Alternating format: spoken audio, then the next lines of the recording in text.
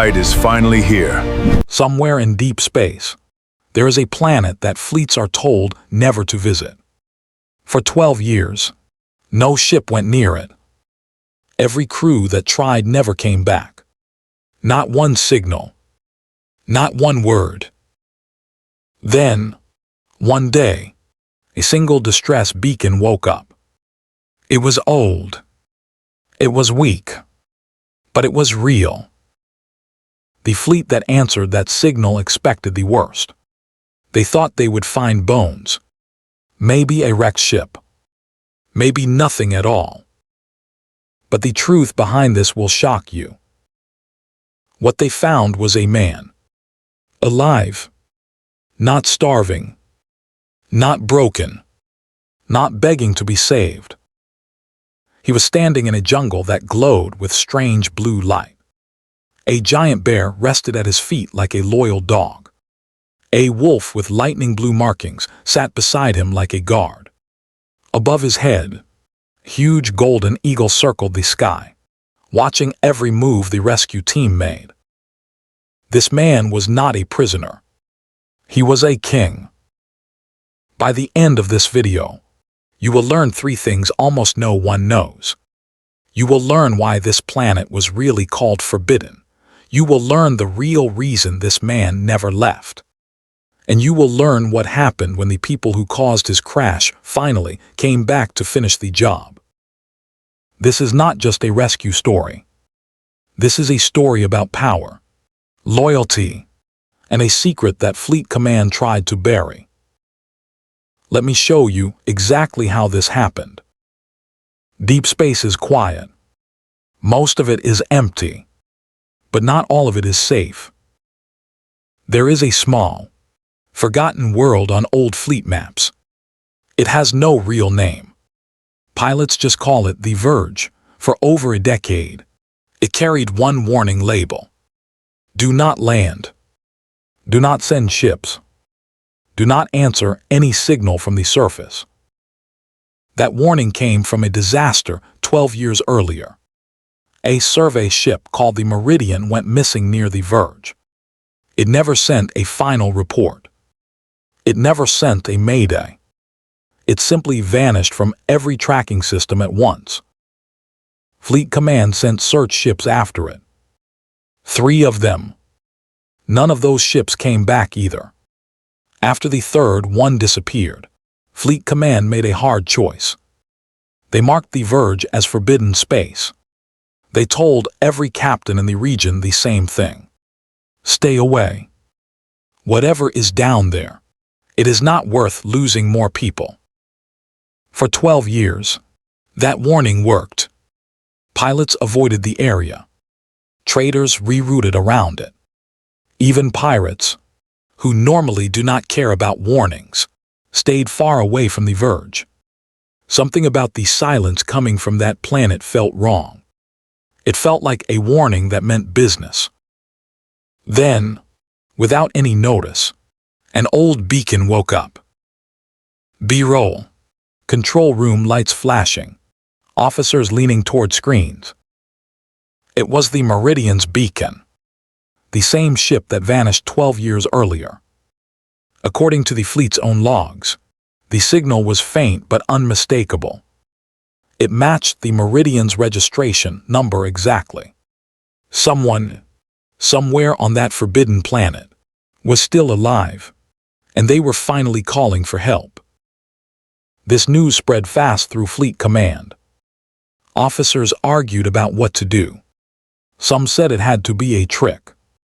Machines do not last 12 years untouched in a harsh jungle climate. Others said it did not matter. If there was even a small chance a person was still alive down there, they had a duty to check. In the end, one ship was given the mission. Its name was the Solace, a mid-sized rescue vessel built for dangerous recovery missions. The captain in charge was a woman named Elena Voss. She had spent years leading search and rescue teams into places most crews refused to enter. She was known for staying calm when everyone else panicked. Captain Voss did not fully believe the beacon at first. According to later interviews, she told her crew this could easily be a dead man's signal, machine still running long after its owner was gone. She warned her team to expect the worst. She told them not to get their hopes up. But she also could not ignore the timing. The signal had come back exactly when the Verge's old warning label was about to expire under fleet policy. Some officers wondered if that was just an odd coincidence. Others were not so sure. As the Solace prepared to launch, the crew studied everything they could find about the missing ship. The Meridian had been a small survey vessel with a crew of 6. Its main task had been mapping unexplored star systems and checking for resources. Records showed the ship's lead scientist was a man named Ren Calder, a soft-spoken botanist known for his careful, patient work style. Friends who once served with him described him as calm under pressure, someone who preferred solving problems quietly instead of causing conflict. Nothing in his file suggested he would end up at the center of a mystery that would confuse an entire fleet. The Solace crossed through open space for 3 days before reaching the edge of the Verge system. As they approached, sensors picked up something strange. The planet below had almost no visible technology, yet its surface pulsed with soft blue light in certain regions, almost like the ground itself was glowing. Long-range scans showed thick jungle covering most of the land. Deep canyons cut through the terrain like old scars. And near the ship's landing coordinates, sensors detected large biological signals. Very large. Bigger than anything the crew expected to find on a planet with almost no recorded wildlife data. Captain Voss ordered a slow, careful descent. She did not want to repeat the mistakes of the 3 search ships that vanished before them. This time, they would land far from the beacon's exact location and approach on foot, cautious and alert. As the Solace broke through the clouds, several crew members gathered at the viewing windows. What they saw stunned them into silence. Below them stretched an endless jungle canopy, glowing faintly blue in the fading evening light. Waterfalls poured down distant cliffs. Massive trees rose higher than buildings.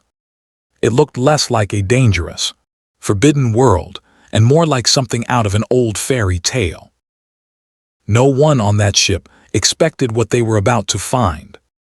And no one could have guessed that the missing scientist they were searching for had not just survived the last 12 years.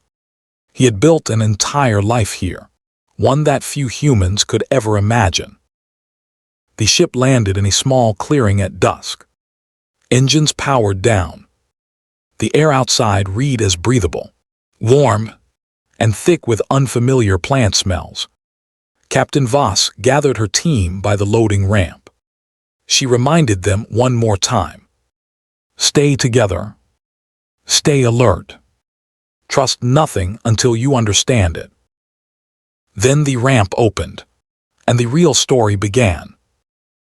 The jungle air hit the crew like a warm, wet wall. Thick vines hung from every tree. Strange insects buzzed near glowing flowers. It felt alive in a way none of the crew had experienced on other planets. Captain Voss led a small team of 4 away from the ship.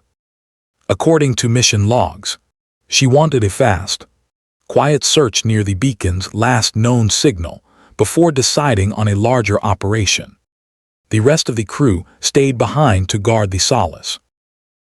They had not walked far before they found the first sign that something unusual had happened here. A tall wooden post stood at the edge of a narrow trail. Symbols were carved into it, deep and precise, clearly shaped by human hands and human tools. No alien species in the area used this kind of marking system. It looked almost like a boundary line, a signal meant to say this space is claimed.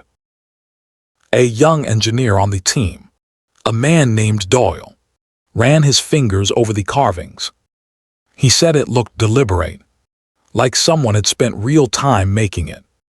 Not rushed, not desperate, careful. They continued deeper into the jungle. More signs appeared. Small stone piles stacked in neat patterns. Trail markings cut cleanly into bark. None of it matched anything in the survey data about local wildlife or geography. It was clearly the work of an intelligent mind, someone who had lived here long enough to shape the land around him. About 2 hours into their search, the team reached a small clearing where a group of short, feathered humanoid beings stood watching them. These were the planet's native people, later identified in fleet reports as the Ithari, a species never previously documented by any expedition. They had large, watchful eyes and cautious, careful movements. The Ithari did not attack. They did not run.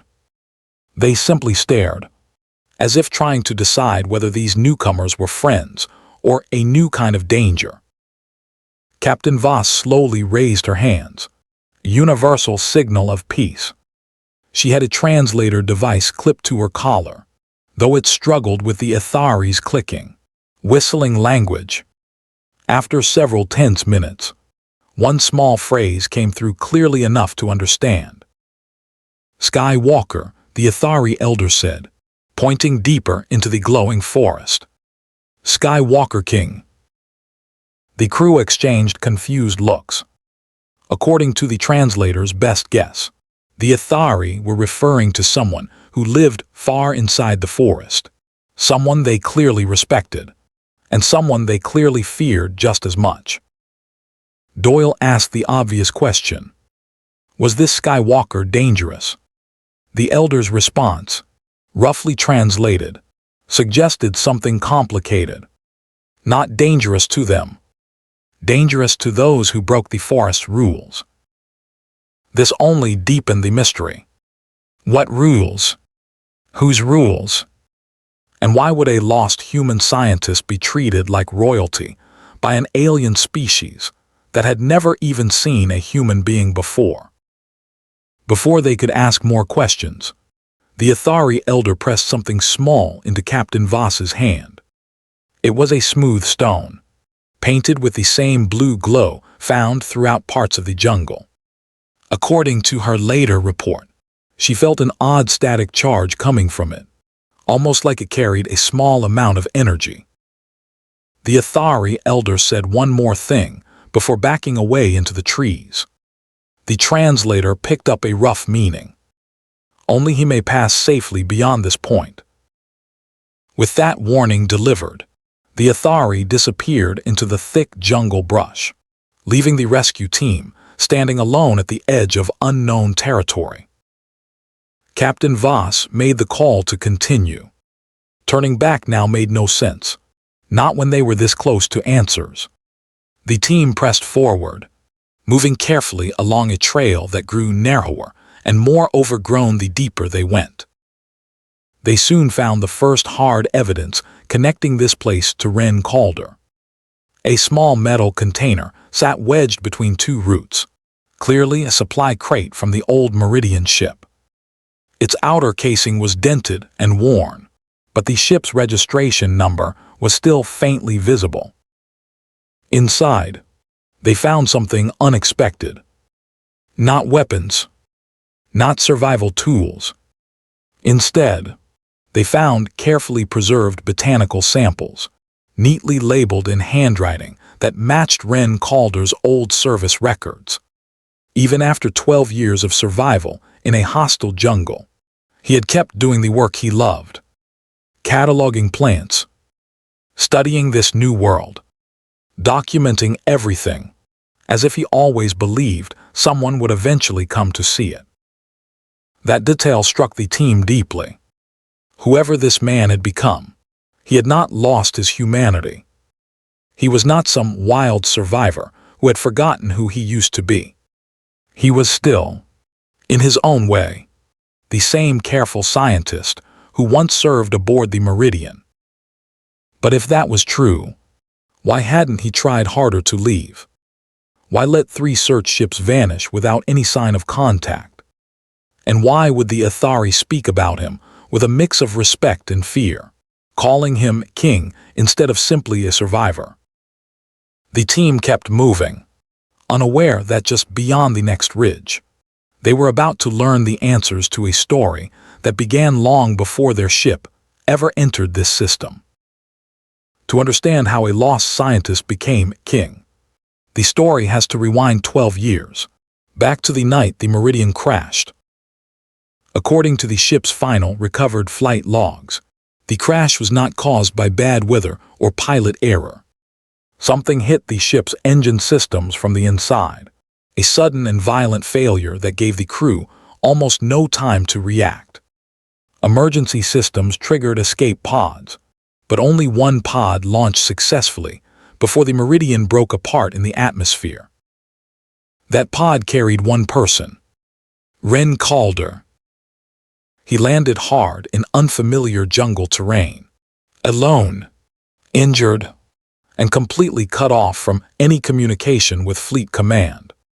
His crewmates, the 5 people he had trained and worked beside for years, were gone. Later analysis suggested the other pods failed to launch in time, a detail that haunted him for years afterward, according to notes found much later in his personal journal. For the first few weeks, survival was Ren's only focus. He had basic training in wilderness survival, useful but not enough for a planet nobody had ever properly studied. He built a small shelter from broken pod materials. He tested unfamiliar plants carefully, one at a time, to see what was safe to eat. He avoided larger animal tracks whenever possible, unsure what kind of predators shared this jungle with him. But avoiding danger only worked for so long. One evening, according to his own written account, Ren heard a distressed animal cry near his camp. Most survival experts would say the smart move was to stay hidden, stay safe, and let nature handle its own business. Ren did not do that. He followed the sound and found a young wolf-like creature trapped beneath a fallen tree branch, its leg pinned and bleeding. This was no ordinary wolf. Its fur carried faint blue markings that pulsed gently, almost like a heartbeat visible through its skinches. Ren's journal describes his hesitation clearly. He knew freeing a wild predator was risky. He also knew walking away might mean letting helpless creatures suffer alone. In the end, his instincts as a scientist and, more simply, as a caring person, won out. He spent nearly an hour carefully freeing the trapped animal, using tools salvaged from his crashed pod. The young wolf did not attack him once it was free. Instead, according to his notes, it simply stared at him for a long moment before limping away into the trees. Ren assumed that was the end of it. He was wrong. 3 days later, he woke to find the same young wolf sitting near his camp, watching him from a distance. It did not approach. It did not leave either. Over the following weeks, this pattern continued. The wolf kept its distance but stayed close, almost like it was studying him the same way he had once studied unfamiliar plants back on his old survey missions. This slow, careful pattern repeated itself with other creatures over the following months. Ren's notes describe a young bear cub he found separated from its group during a storm, injured and struggling. Rather than avoid it, he sheltered it through the worst of the weather, sharing his limited food supplies until the storm passed. Word of these moments, of course, never reached anyone outside that jungle at the time. There was no one to tell. No radio worked. No ship came. For years, Ren Calder existed completely alone, with only these growing bonds to keep him company. But according to later fleet analysis of recovered data, something remarkable was happening during this isolated period. Ren was not simply surviving. He was learning to communicate, patiently and carefully, with creatures that had never trusted a human being before. He studied their body language. He respected their space. He never forced trust, only earned it slowly, day after day, year after year. This is where the story takes a darker turn. Because Ren Calder was not the only outsider who eventually found their way into this jungle. Roughly 4 years after his crash, according to journal entries later recovered by the rescue team, a small group of unfamiliar ships began appearing near the edges of the forest. These were not fleet rescue ships. They were something else entirely. Unmarked vessels belonging to an illegal group later, identified as the Harvest Combine, a black market operation known across several star systems for capturing rare creatures and stripping planets of valuable resources. The Harvest Combine had detected the same strange blue-glowing biology Ren had spent years quietly documenting. To them, it wasn't a mystery worth understanding. It was a product worth stealing. And that discovery would change everything. The Harvest Combine did not come to explore. They came to take. According to fragments of Ren's later journal entries, the first sign of trouble was distant engine noise, unfamiliar and mechanical, echoing across a jungle that had known only natural sounds for years. He described a cold, sinking feeling the moment he heard it. Some part of him already understood what it meant. Poachers had found the glowing wolves. Over the following weeks, Ren watched from a careful distance as armed teams moved through parts of the forest, setting traps designed to capture the young wolves alive. Their target was clear. The wolves' unique bioluminescent glands were extremely valuable on certain black markets, prized for rare energy properties nobody outside the Combine fully understood or cared to understand.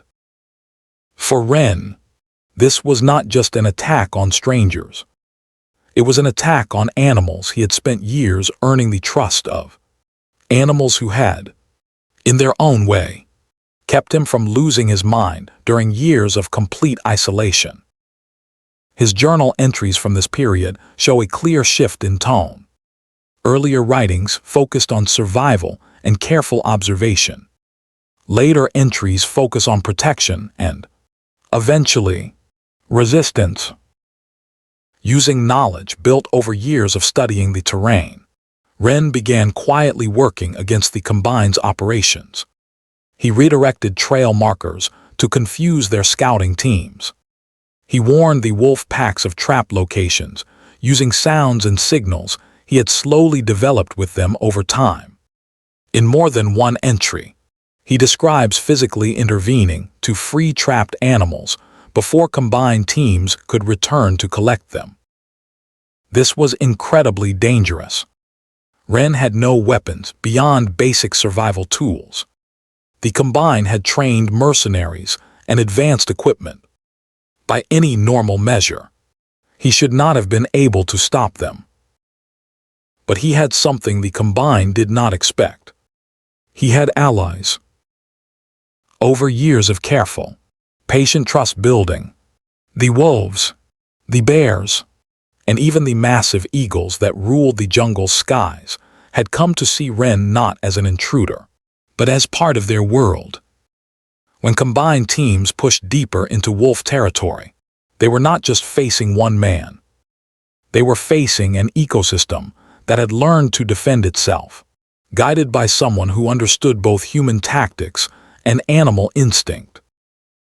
According to later Ithari testimony gathered by the rescue team, several Combined expeditions entered the deep jungle and simply never came back out.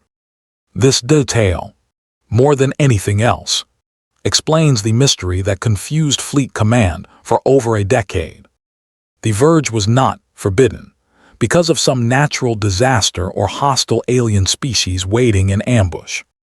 It became forbidden because outside groups, including 3 fleet search ships mistaken for more combined scouts, kept disappearing into a jungle actively defended by a man and the creatures who trusted him.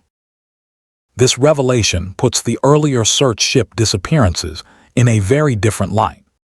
It is likely, according to fleet analysts reviewing the case afterward, that some of those lost search teams were mistaken for returning combined poachers, triggering defensive reactions from a jungle wren had spent years training to protect itself. It's a heavy, uncomfortable possibility. Innocent rescue teams may have paid the price for crimes committed by criminals who came before them. By the time Captain Voss's team reached the heart of the jungle, all of this history remained hidden from them. They knew none of it. All they knew was that they were getting close to something, or someone, extremely important. As they pushed through a final wall of thick vines, the trees suddenly opened into a wide, glowing clearing. And there, standing calmly with a massive bear resting nearby, a lightning-marked wolf sitting alert at his side, and a golden eagle circling protectively overhead, stood the man they had traveled across forbidden space to find. Ren Calder did not look surprised to see them. He looked like he had been expecting this moment for a very long time. For a long moment, nobody spoke. Captain Voss studied the man standing before her. His clothes were rough, clearly handmade from animal hides, and old survival gear stitched together over years. His beard was thick, his hair long, but his eyes were sharp and alert. Nothing like the broken, desperate survivor she had expected to find.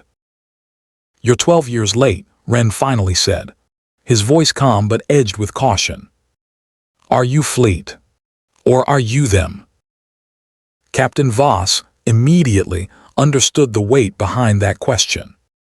She carefully explained who they were, showing her fleet insignia, confirming their identity as an official rescue mission, responding to his beacon signal. She watched Ren closely as she spoke, trying to read whether he believed her. Slowly, the tension in his shoulders eased. According to her later report, this was the exact moment Ren Calder finally allowed himself to believe rescue might actually be real. But instead of relief, his first reaction was warning. "You need to know what's really out here," he told them. "This forest isn't empty. It's guarded. And not everyone who's come here in the past 12 years came to help." Ren explained everything, carefully and clearly, filling in the gaps the rescue team had been struggling to understand. He told them about the crash, about losing his crew, about slowly building trust with creatures no outsider had ever properly studied. And, most importantly, he told them about the Harvest Combine, the real reason this jungle had earned its deadly reputation. Captain Voss's team listened in stunned silence. This was not the simple rescue mission they had trained for. This was the uncovering of a hidden conflict that had been quietly shaping fleet history for over a decade. Before they could fully process everything, a new alert crackled through their communication devices. Ship sensors back at the Solace detected incoming vessels, unmarked, moving fast, and heading directly toward their location. Ren's expression hardened instantly. He recognized the ship signatures immediately. The Harvest Combine had returned, likely drawn by the same beacon signal that had brought the rescue team here in the first place. This time, they weren't just scouting. According to intercepted communications later, recovered by fleet intelligence, the Combine had learned about the rescue mission and decided this was their best chance to finally capture what they had wanted for years, both the rare creatures and the man who had been protecting them. What followed was not a battle in the traditional sense. It was a defense, built on years of preparation Ren never expected to actually need.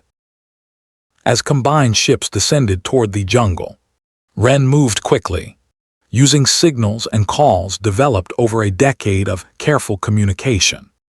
The wolves scattered strategically through familiar terrain, using speed and knowledge of the land the combined simply did not have.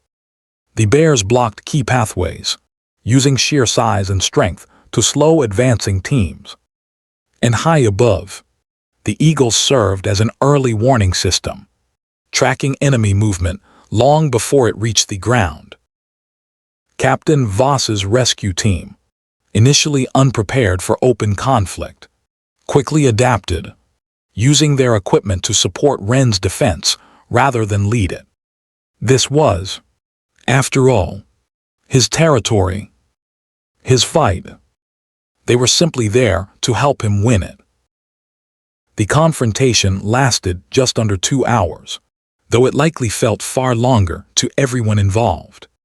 In the end, the combined forces, overwhelmed by unfamiliar terrain and a coordinated defense they never anticipated, retreated, leaving behind damaged equipment and, more importantly, hard evidence of over a decade of illegal poaching activity across multiple star systems.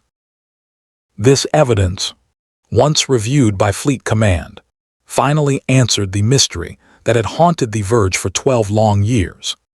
There had never been a natural threat waiting on this planet. Only a group of desperate individuals defending their fragile, hidden world from criminals who saw it only as profit waiting to be collected. With the immediate danger over, Captain Voss offered Ren Calder something he had likely stopped expecting years earlier. A way home. Full evacuation. A return to human space and the life he had lost 12 years ago. Ren considered this offer carefully. According to witnesses present, he looked back at the wolf resting beside him, the bear watching quietly nearby, and the eagle now perched calmly on a low branch above them. Then he gave his answer. He would not be leaving. Here is the detail almost no one expected. Ren Calder was never a prisoner waiting to be saved. He had become something far more complicated. A protector. A guardian. In the eyes of the Athari, king in every sense that mattered. Fleet Command eventually chose not to force his return. Instead, according to updated records, the Verge was quietly reclassified, no longer a forbidden zone, but a protected territory under Ren's stewardship, supported by regular supply drops and, later, a small research outpost built with his guidance and full cooperation. The twist that ties this whole story together is simple but powerful. The very forbidden label that kept people away for over a decade was never a curse. It was, in a strange way, a shield, one built entirely from one person's quiet decision to protect something worth saving, no matter the personal cost. Ren Calder chose isolation, danger, and years of uncertainty over abandoning creatures who had never asked to be caught in a war between poachers and protectors. That choice cost him everything familiar. And in return, it gave him kingdom nobody could have predicted. This case remains one of the most unusual rescue reports in fleet history, not because man survived against impossible odds, but because when rescue finally arrived, he was the one who ended up protecting them. If this opened your eyes to how much more can hide behind a simple, forbidden warning, wait until you hear what fleet investigators uncovered about the Harvest combines other hidden operations across the galaxy. Let's bring this story back together. A rescue team went looking for a lost prisoner and found a king instead. A man who lost everything chose to rebuild a life protecting creatures no one else understood. And a planet labeled forbidden for over a decade turned out to be hiding not a monster, but a hero. Stories like this remind us that the scariest warnings sometimes protect the most important secrets. Not every mystery in deep space is something to fear. Sometimes, it's something worth protecting. If this story pulled you in, hit that like button right now. It genuinely helps this channel reach more people who love stories exactly like this one. And if you haven't subscribed yet, now is the perfect time. This channel brings you original HFY Sci-Fi stories every single week. Stories about ordinary people facing impossible situations and choosing courage anyway. If that sounds like your kind of story, you belong here. I want to hear from you directly. If you were in Ren Calder's position, alone, cut off from everyone you knew, given the choice to build trust with a dangerous unknown world or return home the moment rescue arrived, what would you have chosen? Drop your answer in the comments. I read every single one, and some of the best story ideas on this channel have come directly from viewers like you. If you enjoyed this story, don't stop here. Check out the next video linked on screen right now, where another ordinary person becomes the center of an extraordinary sci-fi mystery. Thank you for watching all the way to the end. Stories like this only grow because people like you choose to share them. See you in the next one.